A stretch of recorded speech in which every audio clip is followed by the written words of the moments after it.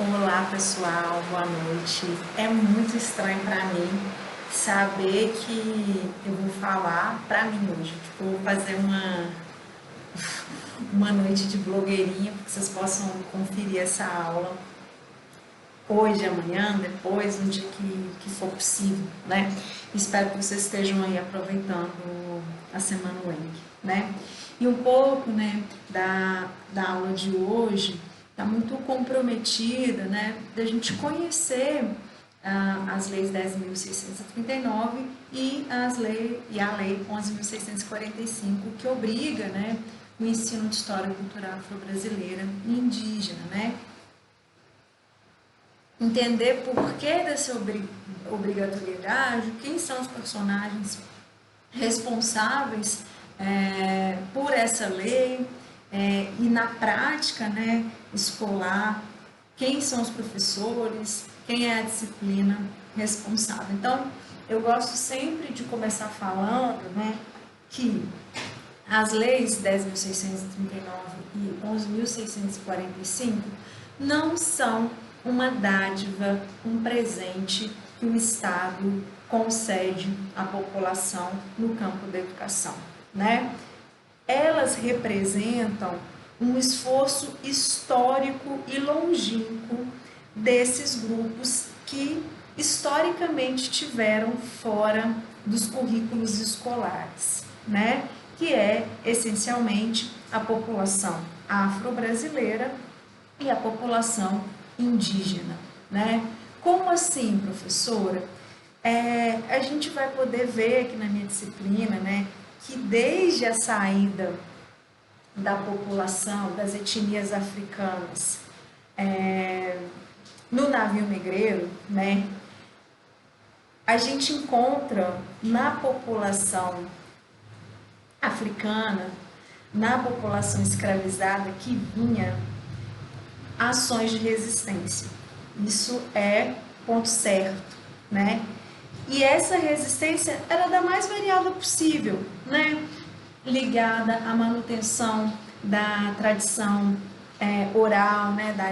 Da própria língua, das dimensões da fé, mas também do suicídio, do infanticídio, que as mulheres que ficavam grávidas às vezes matavam a criança quando ela nascia para que ela não pudesse ser escravizada também, das fugas coletivas, formação dos quilombos, as fugas individuais, os boicotes em relação à produção do senhor de escravo, enfim, haviam muitas estratégias e movimento de resistência e um desejo desses indivíduos estarem presente dentro das narrativas, né? Assim, um desejo, um movimento organizado e muitas vezes um movimento intelectual também, né? Quando a gente for estudar sobre os movimentos negros e indígenas no Brasil, você vai ver que já existia toda uma intelectualidade, uma presença afro-brasileira pensando a sociedade brasileira. Assim também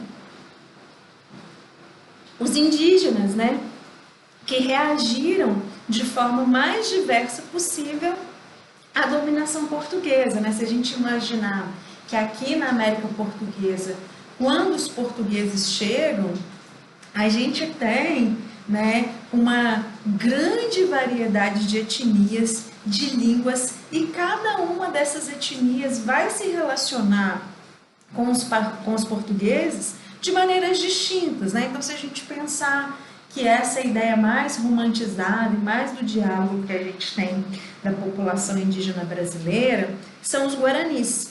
Os guaranis dialogaram, estabeleceram relação de câmbio, de escambo com os portugueses, tiveram uma atuação mais amistosa e também tentando tirar proveito daquelas relações, né? Então, as representações que a gente tem dos indígenas guaranis no Brasil são, naquela época, né, eram representações mais próximas do que eram representados os europeus. Essa ideia de que quanto mais diálogo, de quanto mais aproximação com os portugueses, né, com a cultura europeia, mais civilizado Por outro lado, a gente tinha lá os botocudos, que é uma etnia marcada pela guerra, pela força, pela resistência. Eles resistiram bravamente às investidas europeias, né, portuguesas, e tinha uma representação por parte dos portugueses muito depreciativa, né? Eram representados quase como animais selvagens, e que os botox que eles utilizavam na boca era uma espécie de prato para comer carne humana, né? E se a gente perguntasse para esses indivíduos, né, como foi essa chegada, certamente a gente teria uma narrativa muito diferente dessa, de que eles eram preguiçosos, de que eles aceitaram essa dominação de forma tranquila, que a relação com os jesuítas foi passiva, né? Essa versão única apaga as dimensões de resistência, as peculiaridades dessas diferentes etnias nesse encontro, e o trauma do encontro também, né? Como ele foi marcado por muitos traumas, seja pela população que aqui estava, indígena, mas também, né, pela população europeia. Então eu gosto muito de dizer, né, que essas iniciativas, seja da população afro-brasileira, que vem do continente africano, e eu gosto de usar esse termo afro-brasileiro, né? Não sei se já disse para vocês na primeira aula, dá a sugestão para vocês lerem o texto do Reginaldo Prandi. Nesse texto, né, o texto se chama Do Ser Africano ao Ser Afro-Brasileiro. Ele um pouco conta a quantidade da população escravizada africana que veio para o Brasil.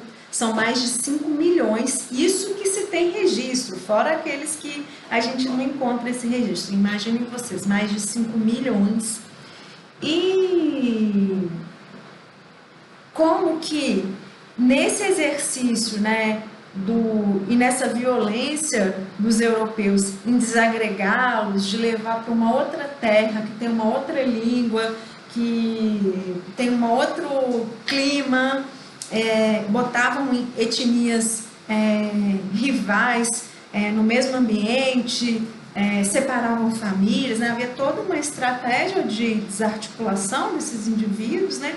Mas que de outro modo, né, esses indivíduos, eles não são mais africanos, mas eles também não são brasileiros, né? Então, como vai moldando um indivíduo, né, ou grupos afro-brasileiros, né, que tem elementos da diáspora africana. Aí vocês podem me perguntar assim, mas professor, o que é diáspora?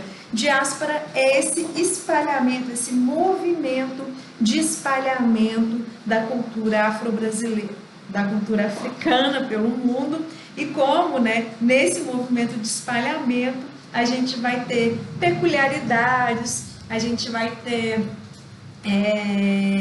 similitudes, a gente vai ter uma herança que se combina com o lugar que aquele grupo se estabeleceu, né? Ou seja, a experiência dessas etnias africanas, quando saem da África, vai manter algo dessa ancestralidade, vai manter algo de uma experiência ou de várias experiências no continente africano, e quando chega aqui vai se transformar uma coisa que vai ser diferente no Brasil do que aconteceu na América Hispânica, por exemplo, ou mesmo dentro do Brasil a gente tem essa variabilidade, né? Se a gente pensar que aqui em Minas Gerais, por conta, né, da etnia que a gente recebe, a gente tem uma tradição muito forte do sincretismo associado ao catolicismo, né, que é a experiência do congado, por exemplo, né?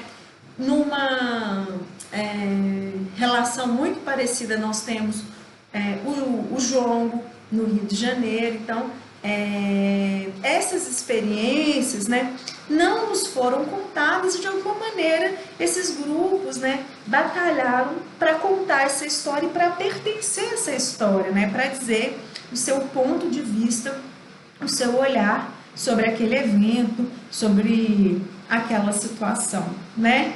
E aí é incrível, né? Como que quando a gente olha, né? E a gente volta a dizer, né? A gente vai falar muito sobre isso ainda. Como que o movimento negro ou os movimentos negros, né? Dada a pluralidade desses grupos, vão criando agendas e demandas e vão tensionando ao longo do tempo esse Estado hegemônico. E vejam vocês que é tardia a aceitação do Estado a essa agenda e a essa reivindicação. E aí eu gosto muito de pensar o que a Petronilha, que é a professora responsável pela proposição efetiva da obrigatoriedade da Lei 10.639, que ela diz assim, olha, qual é o sentido da obrigatoriedade do ensino histórico-cultural afro-brasileiro, ou seja, qual é o sentido da lei? Ela vai dizer, porque a lei representa uma possibilidade de pensar uma sociedade mais justa, de proporcionar o que ela chama de justiça social e de permitir uma experiência completa do multiculturalismo na nossa sociedade, né? Ou seja, se antes a gente teve uma narrativa exclusiva, eurocêntrica, a lei, de alguma maneira, nos permite outras visões ou outras formas de olhar para o mundo e outros personagens e sujeitos históricos que não ligados à cultura ocidental europeia, né? E é incrível como esses movimentos, né, seja o movimento negro, seja o movimento indígena, levam um tempo para poder se constituir como grupo, se organizar politicamente, que é mais uma estratégia também do Estado de desarticular essas pessoas. O fato é que é muito importante vocês pensarem, né, como marco dessa obrigatoriedade, os anos de 1970. Então, nos anos 1970, a gente está lá em plena ditadura militar no Brasil, né? Os nossos direitos foram tirados, né? Então a gente perde o nosso exercício cidadão, somos também perseguidos, violentados, somos também impedidos, né, de ter acesso às informações sobre o governo, de termos oposição, de ter voz. E aí, nesse momento de esmagamento, surgem forças, né, que querem tensionar, que querem existir, né, efetivamente, apesar dessa dureza. E aí, como marco, acho que falei com vocês, ai gente, eu dou tantas aulas que misturam uma turma com a outra, eu nunca sei se eu falei, se eu não falei. Se eu estiver repetindo na cabeça de vocês, me perdoem.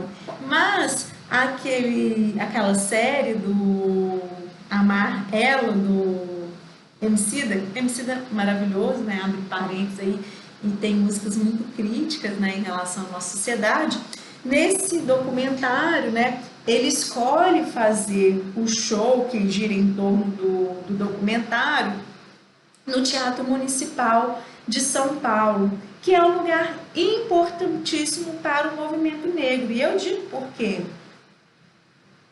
Porque no ano de 1970 a gente tem a configuração do maior e do mais bem organizado até então movimento negro brasileiro, que é o MNU, Movimento Negro Unificado. E vai ser violento esse encontro porque a polícia vai chegar metendo pau nessas pessoas e inclusive um integrante do movimento negro vai morrer bem ali na escadaria do Teatro Municipal de São Paulo.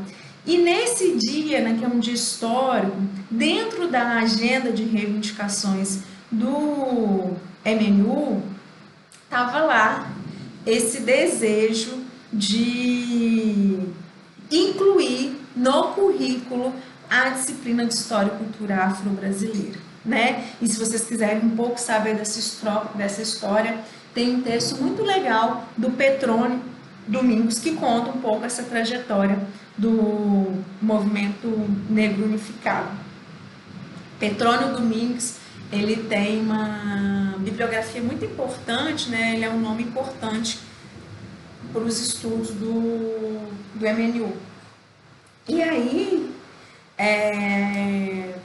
vai se solidificando, o movimento negro vai ganhando força institucionalmente, e no processo de redemocratização, lá, quando a gente começa com Direta Jazz em 84, depois na própria discussão da Constituinte em 87, né, eles vão ter franco debate com Ulisses Guimarães, né, que também é uma figura importante dentro dessa valorização e de recolocar a história cultural afro-brasileira e indígena no Brasil, né, que também morreu de uma forma muito estranha, né, e é belíssimo. Inclusive sugiro que vocês digitem aí no Google imagens da discussão da Constituinte com os movimentos negros e indígenas. É belíssimo as fotografias, né, dos indígenas se engajando, se colocando dentro da Constituição. Então, acho que a Constituição, esses dois momentos, né, essa agenda colocada nesse evento proposto pelo MNU em 1970, em frente lá ao Teatro Municipal de São Paulo, a Constituição de 88, que vai colocar e vai ter presente essa lembrança e a memória de 87 na discussão da Constituinte. Os movimentos negros e indígenas participaram ativamente na produção da Constituição de 88, né? E não é à toa, né? A gente já viu isso lá na disciplina de políticas educacionais, não é à toa que ela recebeu o apelido de Constituição Cidadã. Por quê? Do primeiro até o último artigo, as palavras que mais aparecem é cidadania, cidadão, cidadão, cidadania. Ou seja, essa experiência de viver a noção de que temos deveres, mas também temos direitos, né? E o Estado se responsabilizando por promover igualdade de acesso, por promover efetivamente uma experiência democrática na nossa sociedade. E aí é nesse momento, né, se o movimento negro já estava mais bem organizado, nesse momento, inclusive, né, como uma aprendizagem do movimento negro, o movimento indígena engrena, né, e também vai ter uma participação muito ativa na nossa sociedade, né? E acho que um dos ganhos fundamentais na Constituição de 88, pensando a população indígena no Brasil, né, diz respeito ao reconhecimento de terras, diz respeito ao reconhecimento desses indivíduos como cidadãos brasileiros, né, e de uma valorização dessa cultura, né, e de outro modo, né, penso também que no caso, né, da cultura afro-brasileira, há um reconhecimento e um investimento na valorização dessa cultura e também, inclusive, né, da religiosidade afro-brasileira. Então, acho que a Constituição, ela transforma, ela é um novo jeito de olhar para a nossa sociedade e de pensar uma sociedade mais igualitária, mais justa, ainda que na prática isso não acontecesse de forma tão rápida, né? Mas estava ali, né, a semente ou um desejo de uma sociedade outra, né? E pensando aqui, enquanto eu estou falando, pensando também para a comunidade afro-brasileira, tem uma conquista importante, né, que é o reconhecimento dos remanescentes quilombolas, né?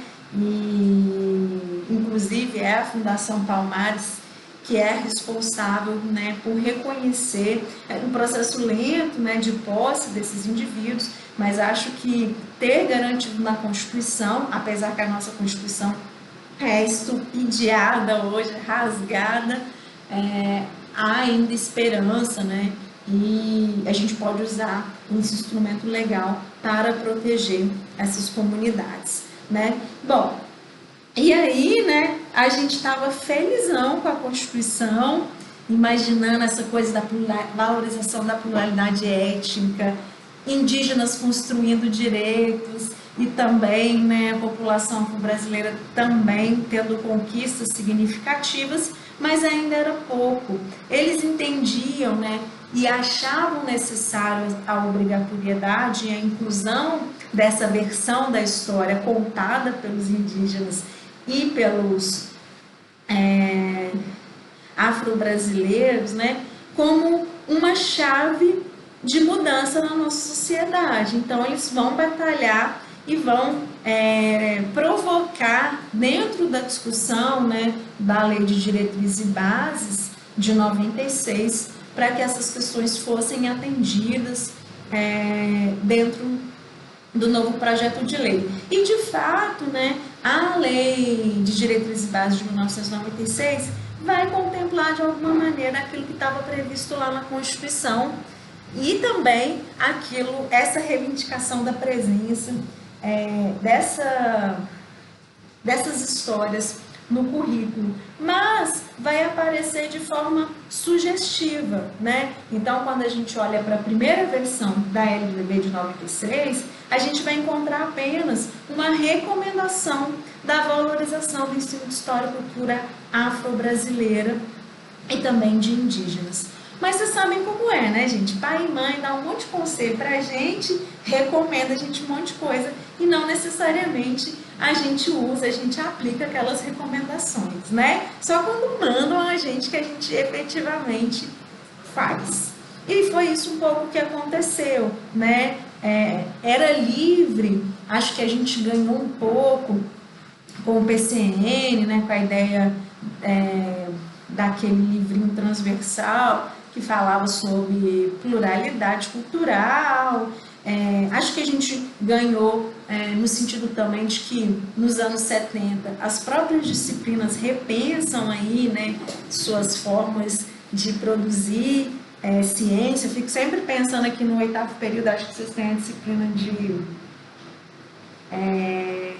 geografia, ensino de geografia, e como quando eu dava essa disciplina eu ficava encantada com essa coisa, né, de como que esses ensinos passaram a ser ligados ao reconhecimento dos indivíduos como sujeitos históricos, de entender o que é paisagem, o que é lugar, espaço, e sempre associado ao homem, à sociedade, não a gente separado, estanque da natureza, assim, né? Então, acho que isso também contribui de alguma maneira para essa ideia de uma valorização e de uma nova narrativa sobre o Brasil, né? Com outros personagens e com outras histórias, né? Outras possibilidades de narrar. E o movimento negro não vai desistir enquanto não conseguiu essa abertura, né, no ano de 2003, ainda no governo Lula, essa abertura para a obrigatoriedade do ensino. Por que foi tão celebrado essa conquista? Porque se a gente teve essa obrigatoriedade, automaticamente a gente tem uma mobilização da educação de uma forma como a gente nunca viu. Então, a gente vai ter todo um movimento de editoras produzindo material didático para que pudesse dar substância e sustento para os professores. A gente vai ter a mudança, né, o deslocamento da data comemorativa e representativa do movimento negro do dia 13 de maio para o dia 10 de novembro. Não é aleatória essa mudança, né, gente? Se a gente pensar que essa mudança desloca, né? Se a gente olha para o 13 de maio, se eu perguntasse para vocês assim, quem é a figura do dia 13 de maio? Ninguém vai falar de população afro-brasileira, a gente vai falar de Princesa Isabel, né? E aí dá uma falsa sensação, e a gente vai ver na nossa disciplina, né? Que não é ela que concede, não há generosidade. Princesa Isabel nem participar da votação se continuaria ou acabaria o trabalho escravo do Brasil, ela participou, ela assina a lei simplesmente porque ela era a princesa regente, né? Toda vez que o pai dela, o Dom Pedro II, estava doente ou ele estava viajando, ela assumia como princesa regente. Deu que no dia que votaram a Lei Áurea, ela foi lá e assinou. E mais ainda, né, gente? A Lei Áurea é uma vergonha para a nossa sociedade. Por quê? Ela só tem 2 artigos.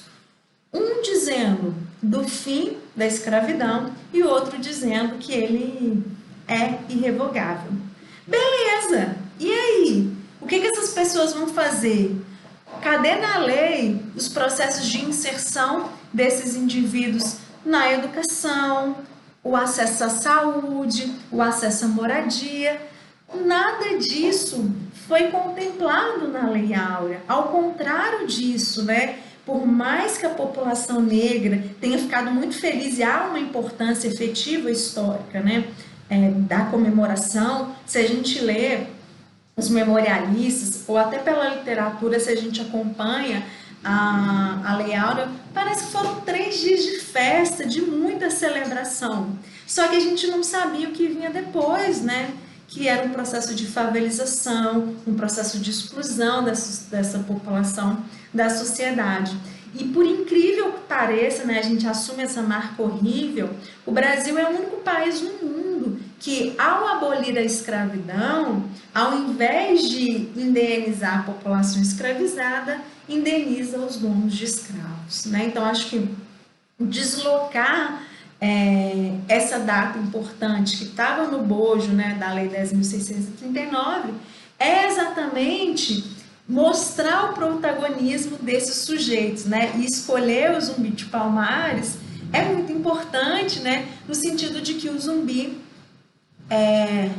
foi um líder fundamental no maior quilombo que a gente já teve no Brasil, né? O quilombo de Palmares, maior em extensão territorial e maior também de durabilidade no tempo, né? E como ele consegue expulsar a sociedade branca desse espaço.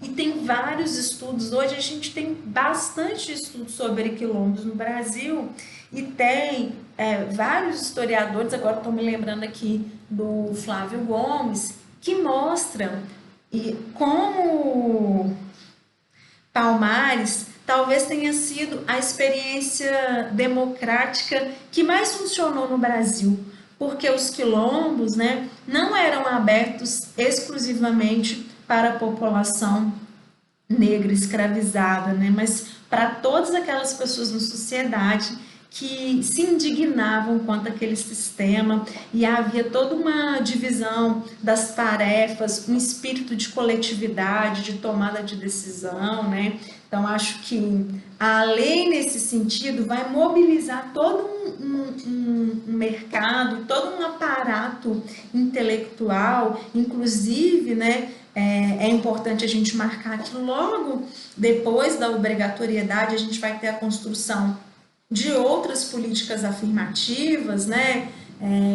Sofisticação dos sistemas de cotas para entrada nas universidades e também concursos públicos. Ou seja, a gente vai ter uma gama, construção de secretarias que promovessem a diminuição da desigualdade e da discriminação racial no Brasil, né? E como, né, que essas instituições são importantes e vão mobilizar novos olhares e novas formas de olhar para essa população.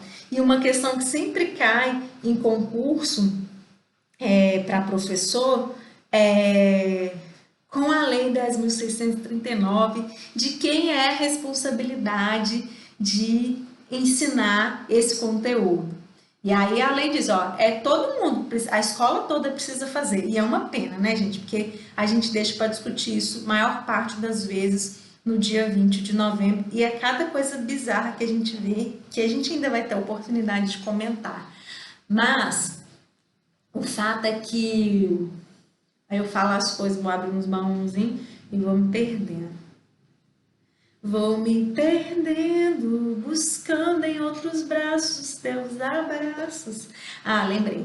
E aí tava falando da obrigatoriedade. Então, a responsabilidade é de todos, mas efetivamente os professores de história, de literatura e de artes são os responsáveis por esse conteúdo, pela discussão desse conteúdo, e o ideal é que ele atravesse todo o currículo e não apenas seja lembrado e celebrado no 20 de novembro, né, fazendo homenagem ao Zumbi de Palmares.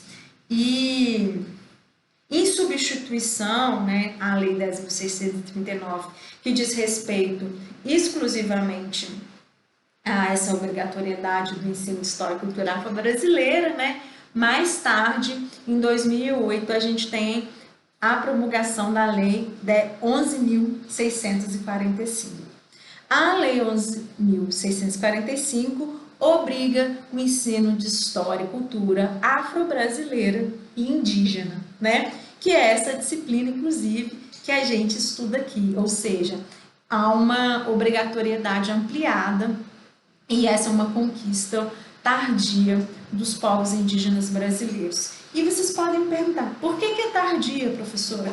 Porque o movimento negro se organizou, né, de forma antecipada, havia um pouco uma centralidade das agendas, né, e é diferente, né, a dinâmica das populações indígenas, porque a gente tem uma variabilidade, né, de etnias indígenas no Brasil, com culturas, línguas muito distintas e em regiões também, né, muito espalhadas no Brasil. Então, era difícil ter uma unicidade desses grupos e de uma agenda única, né?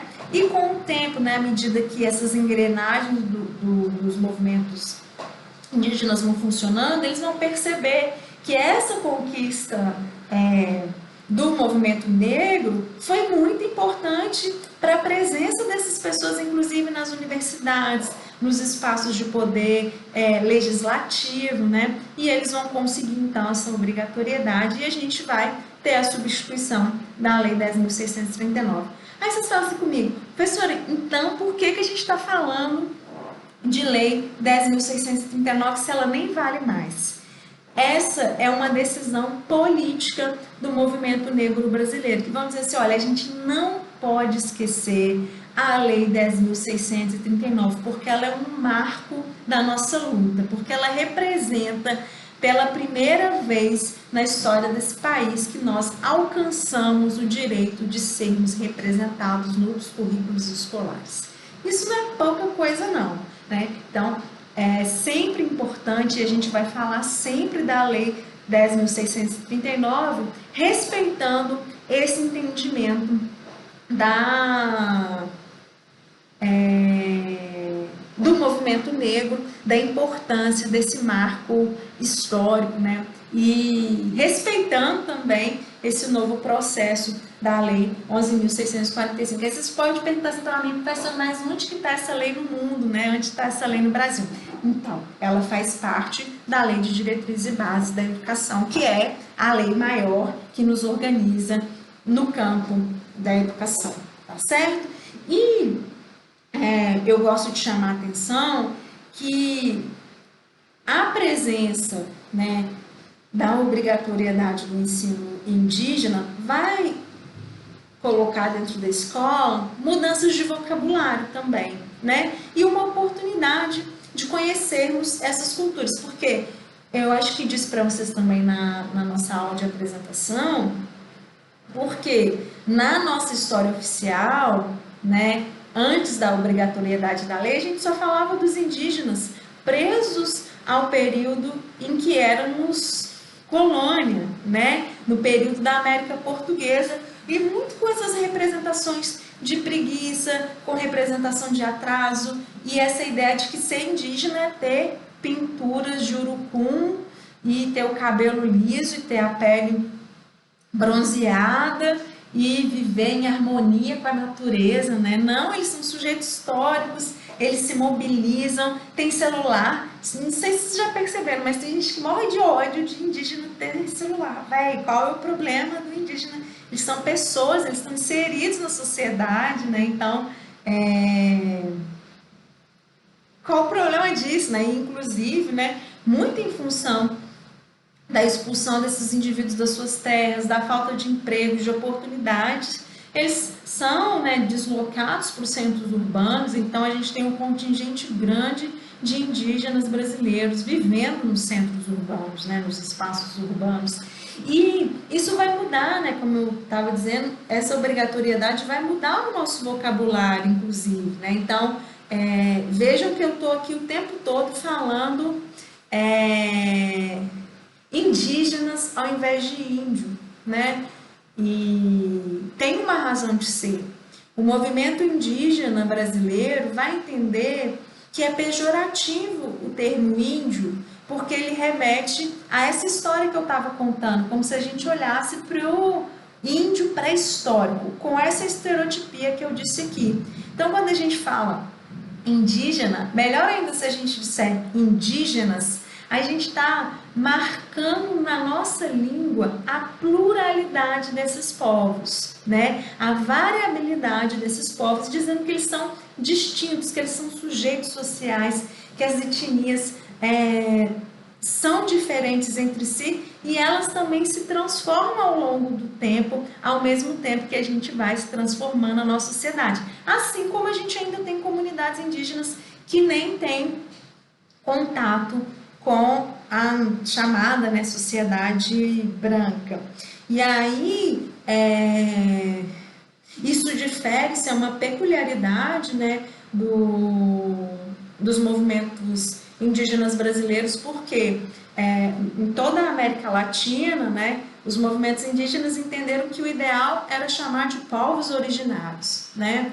E aqui não colou muito essa nomenclatura, ficou o termo indígenas. Aí sempre tem alguém para dizer, professora, mas entre eles se chamam de índios ou parentes. Entre eles têm carta branca, eles podem decidir, são eles os donos da sua própria cultura, então eles podem decidir como eles vão se chamar. Se eles disseram pra gente que a gente precisa chamá-los de indígenas, então a gente vai obedecer e vamos perpetuar. E acho que o campo da pedagogia é fundamental para a gente discutir essas questões, né? Porque a gente tem o dia 19 de abril, né, gente, que é um festival de horror, né? Os professores botando cocar nas crianças, pintando as crianças, os para casa ligar qual é a alimentação do indígena, aí tem arco e flecha, tem pipoca, tem... Gente, a gente precisa superar, esses povos são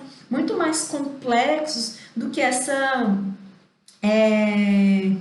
estereótipo negativo, né, pejorativo que a gente lança sobre essas culturas. Então é legal a gente falar da mitologia, da riqueza organizacional, linguística desses povos, dessa variabilidade deles pelo país, né? Eu acho que é nessa perspectiva, e a gente vai ter a oportunidade de discutir isso na nossa disciplina, que esses personagens devem aparecer.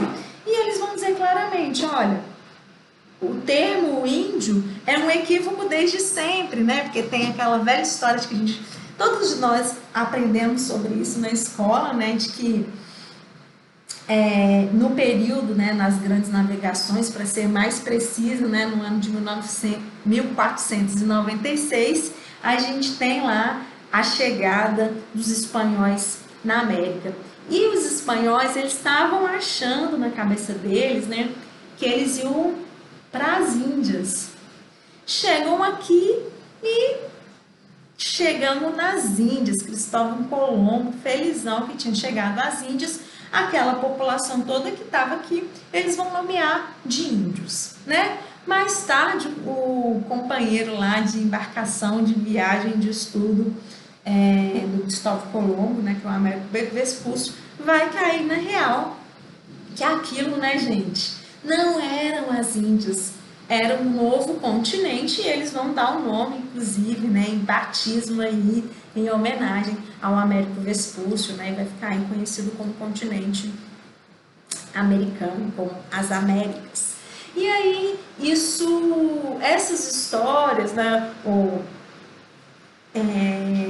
esses contextos não são contados, inclusive, se vocês não viram, veja esse filme, se chama 1496, que conta um pouco essa chegada dos espanhóis aqui na América, né? Não na América do Sul, mas na América Hispânica, né? Mas como isso também, de alguma maneira, vai reverberar aqui na América do Sul.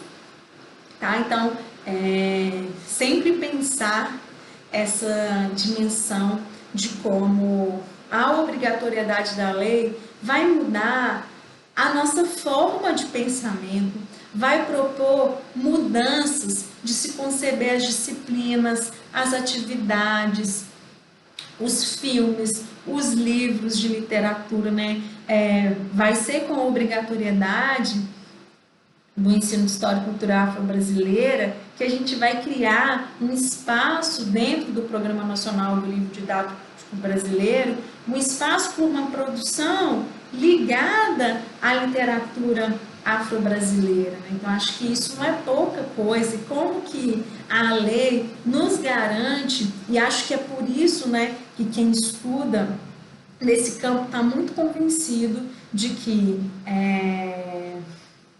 a Lei 10.639 e 11.645 representam a esperança e a possibilidade de pensar uma outra sociedade mais igualitária, mais justa e multicultural. E essa é uma das coisas que a gente vai ver no texto que vocês vão ler na Bell Hooks, que vou deixar lá na pasta como obrigatoriedade para vocês lerem, né? O livro se chama, esqueci o nome, Ensinando a Transgredir. Eu vou colocar inclusive o livro todo e vocês vão ler apenas os capítulos 2 e 3. Ela um pouco mostra isso, uma perspectiva norte-americana, que é a experiência dela, né? Mas de como, né, gente, é necessário e é importante que a gente tenha experiências multiculturais na escola, né? De que um reconhecimento de que, historicamente, a gente só teve uma única versão e um único protagonismo na história da sociedade, sobretudo na história da sociedade brasileira, que passa pela figura dessa sociedade branca hegemônica.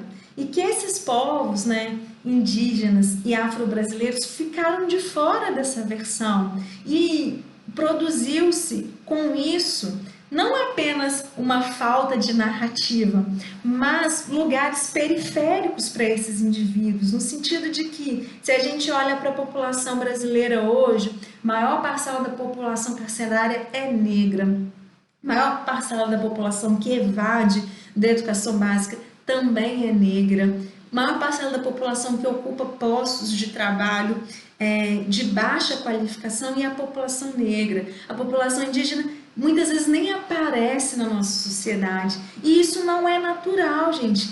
As pessoas negras não querem necessariamente ir para a prisão, elas não querem ter lugares subalternos. Esses lugares foram construídos historicamente de maneira arbitrária e a gente precisa falar sobre isso, a gente precisa mostrar que esses povos, eles têm um protagonismo importante na nossa sociedade. Se a gente olha para a sociedade colonial brasileira, se a gente vai lá para Ouro Preto, por exemplo, fica vendo aquelas belezuras de igrejas, elas foram construídas não apenas com o braço, com o corpo, que já é muito dessas populações, mas também com o conhecimento delas de arquitetura, com o conhecimento delas de arte para talhar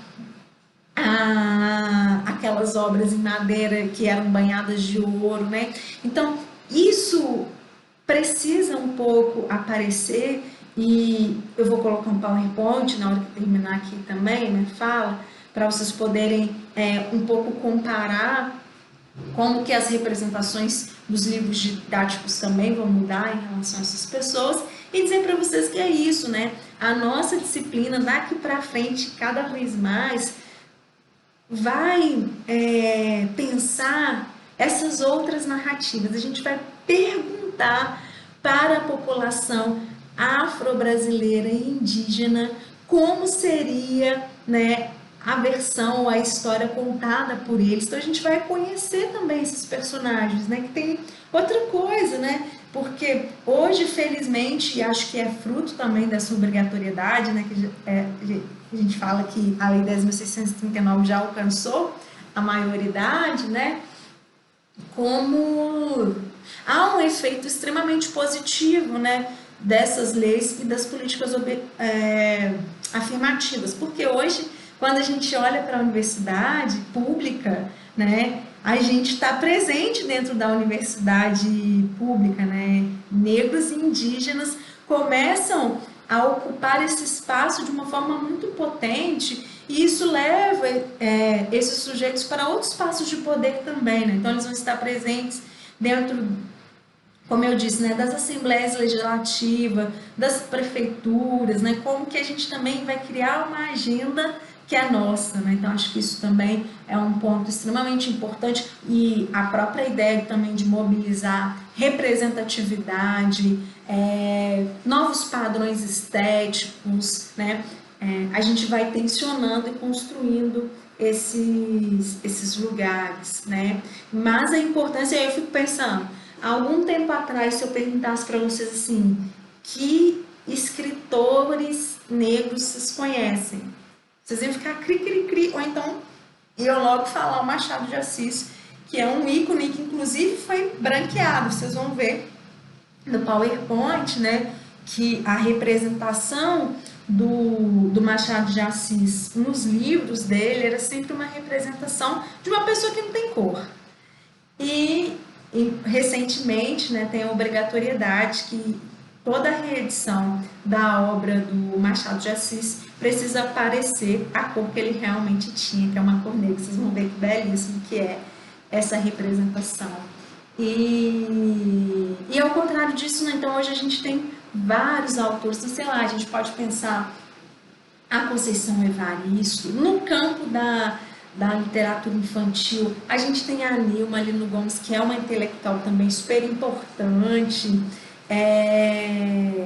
Sueli Carneiro. A gente poderia ficar aqui a noite inteira falando dessas pessoas, assim também como no universo indígena, assim também no campo da música, né? Se antes a gente nem sabia quem eram os cantores africanos e indígenas, hoje tem toda uma produção artística ligada a esses indivíduos, né? Então, quando a gente está, porque aí vocês podem me perguntar assim, professora, então se a gente quer ver uma experiência multicultural, tinha que ter e falar dos brancos. Cara, a gente falou da sociedade branca sempre, única e exclusivamente, como se fosse só essa representação. E ela continua presente na escola, ela continua presente no nosso pensamento. O que a gente vai fazer não é tirá-los de lá, mas dizer que existem outros povos, que existem outros grupos e que a gente precisa conhecer a história desses grupos e compreender por que a nossa sociedade se constituiu assim. Para um segundo passo, que é transformar essa sociedade e promover a justiça social e racial. Acho que esse é o maior compromisso, e é isso que eu quero que vocês fiquem na cabeça de vocês, né? Que o sentido das leis 10.639 e 11.645 é exatamente contribuir para a formação de uma sociedade menos desigual, menos violenta racialmente, menos racista, né? E uma sociedade com igualdade, equidade e plural nas cores, na textura dos cabelos, né? Nos fenótipos variados, né? Então acho que essa é a grandeza, essa é a beleza dessa disciplina e como que é doloroso, né? Porque ela vai nos colocar diante de assuntos que são difíceis de lidar, marcados, né, historicamente por muitos conflitos. Né? Mas acho que vai ser bom demais a gente poder discutir isso na disciplina. Se vocês estivessem aqui comigo hoje, eu ia botar uma música que eu adoro e vou começar a aula da semana que vem com essa música para a gente poder dançar junto, essa ideia da multiculturalidade com Bell Hooks. Então se preparem, leiam, eu vou botar o livro todo, como eu disse, da Bell Hooks, leiam os capítulos 2 e 3, venham preparados, afiados, para que a gente possa discutir esse texto e pensando, né, que eu peguei o caso da Bell Hooks, mais para a gente pensar teoricamente, porque ela está falando de um caso norte-americano, mas que dialoga muito com o que eu estou pensando sobre multiculturalidade, sobre essas discussões no campo dessa disciplina. E peço vocês, né, que atentem, se leiam mesmo, porque a Bell Hooks, cara, e depois vocês podem ler os outros capítulos, ela teve a sorte de ser aluna do Paulo Freire. E a gente está nesse movimento na universidade, né, de comemoração, de discussão sobre Paulo Freire, então é uma outra oportunidade que vocês vão ter de conhecer Paulo Freire, né, pela voz de uma discípula dele, inclusive tem um capítulo nesse livro que ela fala dele, e é lindo porque, vou fazer aqui uma sedução para que vocês leiam o texto, porque ela vai nos confessar que o Paulo Freire foi um dos professores que despertou nela, né, a esperança e um desejo de uma outra pedagogia que ela vai chamar dessa pedagogia engajada, que olha para os sujeitos, que escuta, enfim, é uma pedagogia para transgredir mesmo. E faço o pedido de que vocês leiam no dicionário os significados outros de transgredir, que não é um significado negativo, de que nos disseram que transgredir alguma coisa ruim, não é. Vejam lá. Ó, eu vou ficando por aqui. Um beijo para vocês. Fiquei olhando aqui enquanto ela falando. Eu adoro, gente, fazer minhas unhas toda semana. Na terça-feira. Terça-feira passada foi feriado. E eu não tive a capacidade, a coragem, a força de tirar o esmalte. E tava aqui me dando agonia. Tava falando com vocês, vendo a minha unha, falando, caramba, meu Deus do céu. Mas na aula de semana que vem vocês já vão ver minha unha linda, maravilhosa de novo, que é assim que eu gosto. E me cobrem a música que eu vou passar para vocês e vou cobrar também de vocês dançarem. Ó, um beijo grande, boa semana.